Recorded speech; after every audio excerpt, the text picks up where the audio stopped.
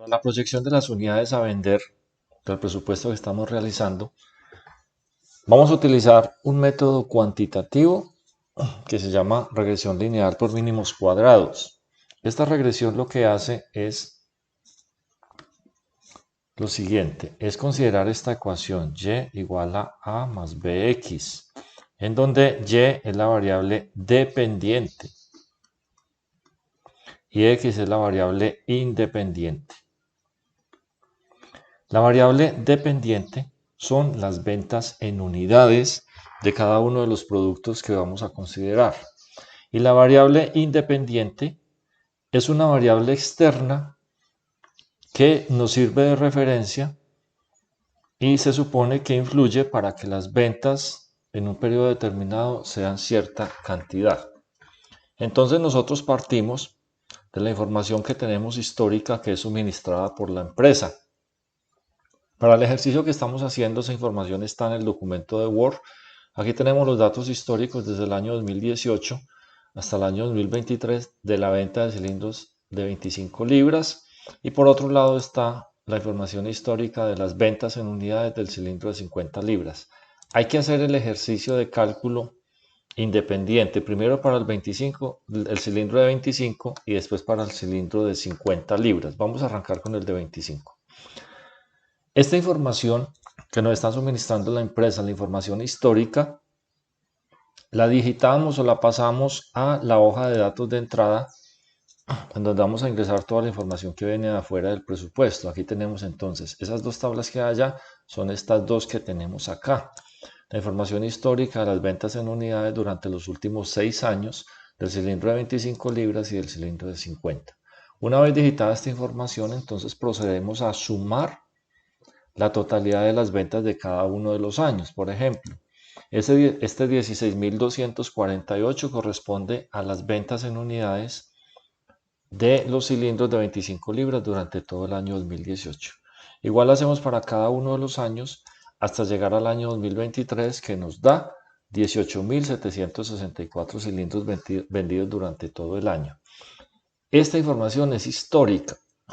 Nosotros vamos a proyectar el año 2024. Estamos en el 2023, entonces hay que hacer una proyección de este año también para incluir los datos acá como si fueran históricos.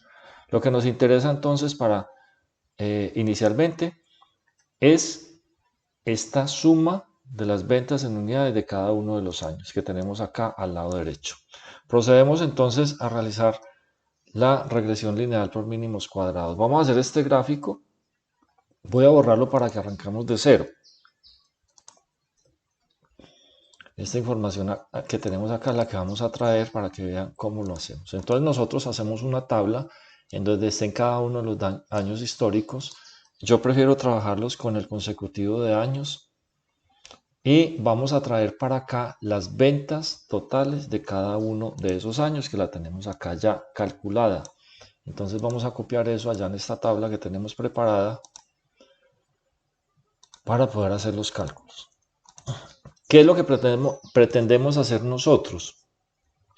Con el método matemático, cuantitativo, obviamente, de regresión lineal por mínimos cuadrados, vamos a encontrar la variable que mejor explique el comportamiento de las ventas en unidades del cilindro de 25 libras. ¿De dónde sacamos la variable? Pues simplemente una variable que nosotros consideremos que puede incidir para que las ventas en unidades tengan cierto comportamiento en un periodo de tiempo. Por ejemplo, ¿cuáles variables? Una puede ser el tiempo, entonces por eso nosotros estamos considerando acá de entrada los años. Esa es una variable tiempo. También pueden ser variables macroeconómicas o demográficas, por ejemplo, el Producto Interno Bruto, o la inflación, o la variación del salario mínimo, el Producto Nacional Bruto, bueno, cualquier variable macroeconómica. O relacionada con situación demográfica como crecimiento poblacional, índice de natalidad, índice de mortalidad, índice de morbilidad, cualquier variable que nosotros consideremos que sí puede tener incidencia sobre este comportamiento de las ventas en unidades. Para esto se tiene muy en cuenta a qué se dedica la empresa. Dependiendo de la actividad que se dedique la empresa, entonces podríamos considerar una variable externa que pueda ser la que afecte el comportamiento de esas ventas en unidades.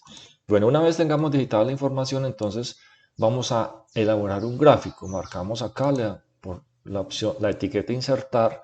Vamos a seleccionar un gráfico de dispersión. Este queda acá de punticos. Seleccionamos la primera opción que nos aparece, le damos clic e inmediatamente se elabora el gráfico de manera automática. La idea es organizar el gráfico que quede con buena presentación. Le damos el título de gráfico, título de los ejes, unidades, todo lo demás. Bueno, por ahora solamente voy a hacer la parte matemática. Ya la idea es que después se organice el gráfico de tal forma que quede muy bien presentado. Entonces vamos a colocar acá relación entre tiempo y ventas unidades cilindro 25 libras. Bueno, ya ustedes le colocan el título que quieran, lo importante es que nos dé a entender que es lo que estamos haciendo ahí con claridad. Cada uno de estos puntos representa un año y unas ventas. Por ejemplo, este primer punto que está acá debajo del 1, dice, está ubicado en la serie del punto 1 y la cifra 16.248 corresponde al año 1, que las ventas fueron 16.248.